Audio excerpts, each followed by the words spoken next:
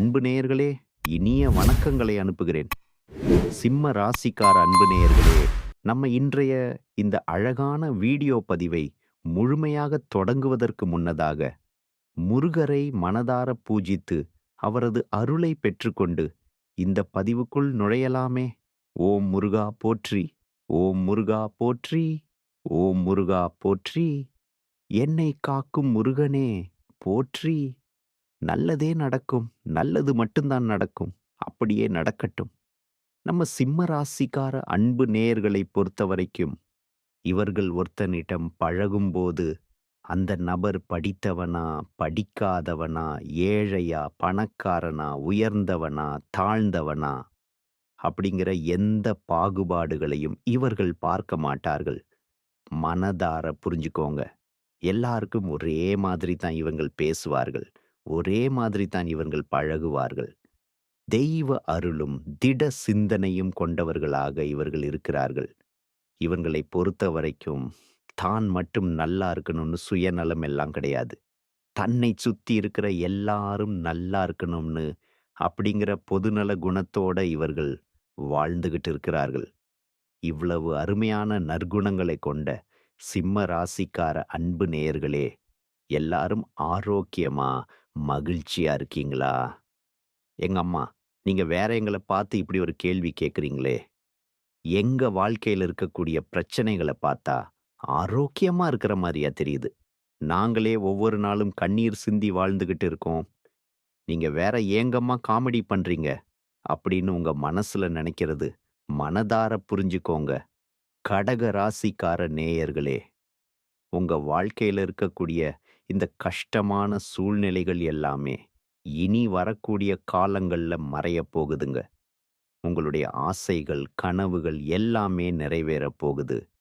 திருமணம் ஆகாதவர்களுக்கு திருமணம் நடக்கப் போகுது.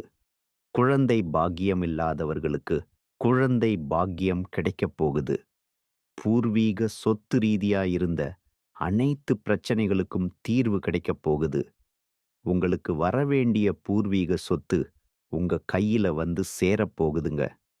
இது நாள் வரைக்கும் உங்களை வேண்டாம்னு உதறி தள்ளிட்டு போன சொந்த பந்தங்கள் எல்லாரும் இனி வரக்கூடிய காலங்கள்ல உங்களை தேடி வரப்போறாங்க.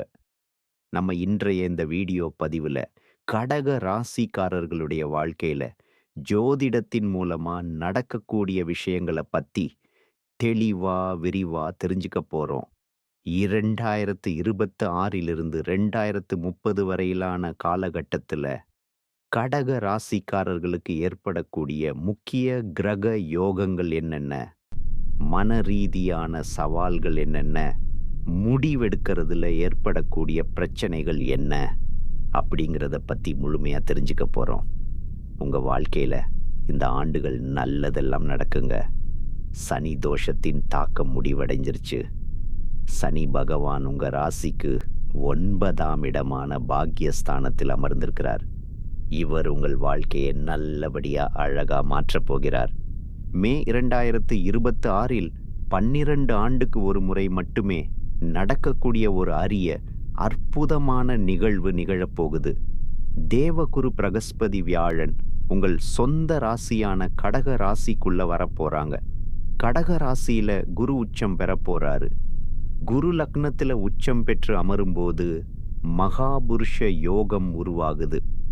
இந்த யோகம் ஒரு சாதாரணமான மனிதனை கூட மாமனிதனா, உயர்ந்த ஆளுமையுள்ளவரா மாற்றும் வல்லமை கொண்டது. இது உங்க ஆளுமை, ஆரோக்கியம், அறிவை சிகரத்துக்கு கொண்டு செல்லுங்க. ராகு தற்போது 8ஆம் இடத்துல சஞ்சரிக்கிறாரு. இது சற்று கவலைக்குரிய விஷயம்தாங்க. ஆனா நல்ல செய்தி என்னன்னு பாத்தீங்களா? வரும் காலங்கள்ல ராகு 7ஆம், 6ஆம், 5ஆம் இடங்களுக்கு பெயர்ச்சியா போறாரு. ராகுவின் இந்த பெயர்ச்சி அடுத்து 54 மாசங்களுக்கு உங்களுக்கு எந்த கெட்ட பலனையும் தராதுங்க. குறிப்பா ராகு 6ஆம் இடத்துக்கு வரப்போறார். இதன் மூலமா உங்க வாழ்க்கையில நல்லதா அற்புதமா நடக்கும். சனி உங்களுக்கு வேலையை தருவாரு. குரு உங்களுக்கு அறிவையும் கௌரவத்தையும் தருவாங்க.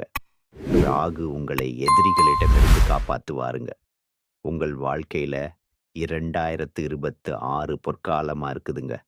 2026இல் உச்சம் பெற்ற குரு உங்கள் முதலிடத்துக்கு வரும்போது, முதல் மாற்றத்தை உங்களுக்குள்ள நீங்க உணர்வீங்க.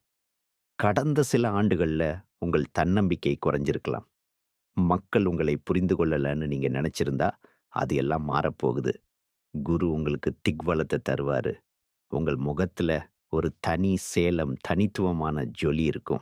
சனியின் தாக்கத்தால பாதிக்கப்பட்ட உங்கள் ஆரோக்கியம் இப்போது அற்புதமா குணமடையத் தொடங்குங்க. நீங்க உங்களை ஆற்றல் மிக்கவரா, நேர்மையானவரா உணர்வீங்க. சனி பகவான் மீன ராசியில உங்கள் 9ஆம் இடத்தில் இருப்பாரு. இந்த காலம் நின்று, நிதானித்து, சிந்தித்து நடக்கும். குருவின் 9வது பார்வை உங்க பாக்கியஸ்தானத்தின் மீது விழும். அங்கே சனி ஏற்கனவே அமர்ந்துள்ளாருங்க. ஜோதிடத்தில இது தர்ம கர்மாதிபதி யோகம் போன்ற பலனை தரும் அப்படின்னு கருதப்படுதுங்க. நீங்க வெளிநாடு செல்ல விரும்புனா, உயர்கல்விக்காக முயற்சி செஞ்சீங்கன்னா, அல்லது ஒரு வழிகாட்டி குருவை தேடிக் கொண்டிருந்தா, 2026 ஆண்டு உங்களுக்கு ஒரு வரப்பிரசாதமா அழகா அமையும். குறிப்பா சொல்லப்போனா, கற்பித்தல், சட்டம், ஆலோசனை, ஆன்மீகத் துறையில் இருப்பவர்களின் பெயர் 4 திசைகளிலும் பரவும், புகழ் பெறும். 2026 முதல் 2027 வரை குருவின் 7வது பார்வை உங்கள் 7ஆம் இடமான திருமணஸ்தானத்தின் மீது விழுது. நீங்க திருமணத்துக்காக காத்திருந்தா, மே 2026 மே 2027க்குள்ள கெட்டி மேளம் கொட்டுறதுக்கு 90% வாய்ப்பு இருக்கு. அதுவும் சாதாரண வரனல்ல. நல்ல பண்புள்ள, உயர்ந்த குலத்தைச் சேர்ந்த வாழ்க்கைத் துணை உங்களுக்கு கிடைக்கப் போறாங்க. 2026 2030 வரையிலான காலம் இல்லத்தரசிகளுக்கு மாற்றத்துக்கான காலம் மட்டுமில்ல, கௌரவத்துக்கான காலமும் கூட. மே 2026ல தேவகுரு உங்க லக்னத்துல உச்சம் பெறும்போது, உங்க அந்தஸ்துல மிகப்பெரிய மாற்றம், உயர்வு வரும். 2026இல் உங்கள் புத்திசாலித்தனத்தை முழு குடும்பமும் ஏற்புங்க. வீட்டின் பெரிய முடிவுகள் உங்க சம்மதமில்லாமல் நடக்காது. நீங்க வீட்டின் உள்துறை அமைச்சரவையில் இருக்கிற மாதிரி நினைச்சுக்கோங்க. 2027இல் குரு 2ஆம் இடமான தனஸ்தானத்துக்கு செல்லும்போது, உங்க கைகள்ல பொருளாதார வலிமை, செல்வம் வரும். நீங்க வீட்ல இருந்தபடியே ஏதாவது சிறிய வேலையை தொடங்க விரும்பினா, இதற்கு இந்த காலம் மிகச் சிறந்தது. சரியான தருணமுங்க.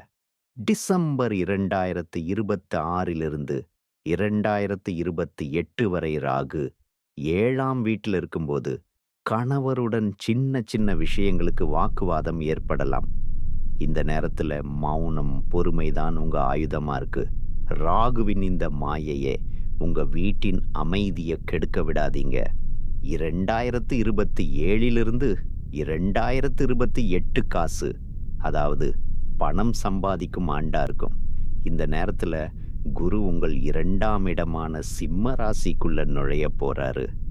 2ஆம் இடம் அப்படிங்கிறது தனம், குடும்பம், வாக்கு குறிப்புங்க. இது ஒரு பணமழை பொழியும் காலம், செல்வ காலமுங்க. உங்க பேச்சுல ஒரு காந்தம் இருக்கும். மக்கள் உங்கள் வார்த்தைகளை கேட்டு கடுமையா கேட்கப்படுவாங்க. நீங்க விற்பனை, சந்தைப்படுத்துறது, பேச்சாளரா இருந்தா இந்த காலகட்டத்துல நீங்க நிறைய பணம் சம்பாதிப்பீங்க. மேலும் குடும்பத்துல சொத்து தொடர்பா ஏதேனும் தகராறு இருந்தா, குருவின் அருளால் அது தீர்க்கப்பட்டு தீர்ப்பு உங்களுக்கு சாதகமா வரலாம். டிசம்பர் 2026 ஜூன் 2028 வரைக்கும் ராகு உங்க 7ஆம் இடத்துல சஞ்சரிப்பாரு. இது ஒரு முரண்பாடான நிலைங்க. ஒரு பக்கம் குரு பணத்தை தருகிறாரு, மறுபக்கம் ராகு உறவுகள்ல சந்தேகத்தை உருவாக்குறாரு. 7ஆம் இடத்து ராகு உங்களை ஒரு வியாபாரியா மாற்றுவாரு. நீங்க தொழிலை விரிவுபடுத்த விரும்புவீங்க, புதிய சவால்களை ஏற்க விரும்புவீங்க. இந்த நேரத்துல நீங்க மிகவும் எச்சரிக்கையா, ஜாக்கிரதையா இருக்கணும். உங்க ஈகோவை இடையில கொண்டு வராதீங்க. ஜூன் 3 2027 அன்று சனி பகவான் உங்கள் 10ஆம் இடமான மேஷ ராசிக்குள்ள நுழையிறாரு. 2028 அங்கே இங்கே முழுமையா செயல்படுவாரு. மேஷ ராசியில சனி நீச்சம் அடைகிறாரு. 10ஆம் இடத்துல சனி நீச்சம் பெற்றாலும், கடக ராசிக்காரர்களுக்கு அவர் ராஜயோகக்காரனா மாறிருவாரு. 2028லிருந்து 2030 வரை உங்க வேலைப்பள உங்கள் கடுமையா அதிகரிக்கும். பதவி உயர்வுக்காக காத்திருந்தவங்களுக்கு பதவி உயர்வு கிடைக்குங்க. தொழில்ல பல மடங்கு உங்களுக்கு லாபம் கிடைக்கும். குடும்பத்துல சந்தோஷம், நிம்மதி எல்லாம் கிடைக்கும். உங்களுடைய ஆசைகள், கனவுகள் எல்லாமே நிறைவேறுங்க. உங்க வாழ்க்கையே சொர்க்க வாழ்க்கையா மாறப்போகுதுங்க. இந்த உலகத்துல யாருங்க கோடீஸ்வரன், கோடி கோடியா பணம் வச்சிருக்கிறவங்களா? பிடிச்ச உணவுகளை சாப்பிடுறவங்களா? பிடிச்ச உறவுகள் கிட்ட பேசுறவங்களா? இதுல யாருமே கோடீஸ்வரன் கிடையாதுங்க. யார் ஒருத்தவங்க நோய் நொடி இல்லாம, மனக்கவலை இல்லாம நிம்மதியா தூங்குறாங்களோ, அவங்க தான் இந்த உலகத்திலேயே சிறந்த கோடீஸ்வரன். அப்படிப்பட்ட கோடீஸ்வரன் ஆகக்கூடிய யோகம் உங்களுக்கு இந்த காலத்துல அமைஞ்சிருக்குதுங்க. உங்க வாழ்க்கையில இனி வரக்கூடிய காலங்கள்ல கவலை, கண்ணீர் அப்படிங்கிற பேச்சுக்கெல்லாம் துளி கூட இடம் கிடையாதுங்க. இது நாள் வரைக்கும் உங்களுடைய மனசில் இருந்த மனக்கவலைகள் எல்லாம் இனி வரக்கூடிய காலங்கள்ல காணாம போகப் போகுதுங்க.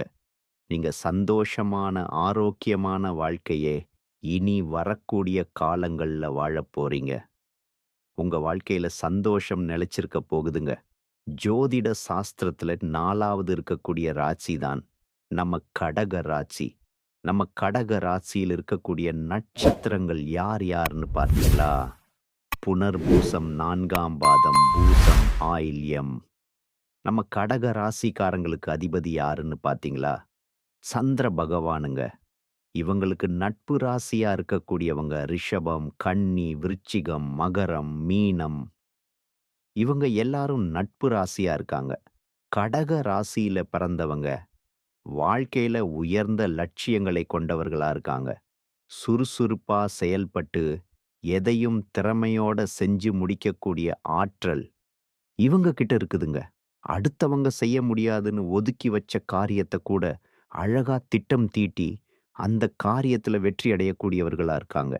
சிம்ம ராசிக்காரங்க இவங்கள பொறுத்தவரைக்கும் முயற்சி பண்ணா நம்ம வாழ்க்கையில எந்த விஷயத்த வேணாலும் செய்ய முடியும் அப்படிங்கிற முழுமையா நம்பக்கூடியவர்களா இருக்காங்க. தன்னுடைய வாழ்க்கையில 1000 பிரச்சனை வந்தாலும் அத பத்தி துள்ளி கூட கவலைப்பட மாட்டாங்க. ஆனா, நெருங்கிய ஒரு உறவுக்கு கஷ்டம் வருதுன்னா, அது உங்களை அழுது அழுது தூங்க வைக்கும். அப்படி உங்கள புரிஞ்சுக்கிட்டு, நம்ம கடகம் ராசிக்காரங்களுக்கு நல்லதே நடக்கும். நல்லது மட்டும் தான் நடக்கும். சந்திர பகவானின் அருளால அப்படியே நடக்கட்டும்.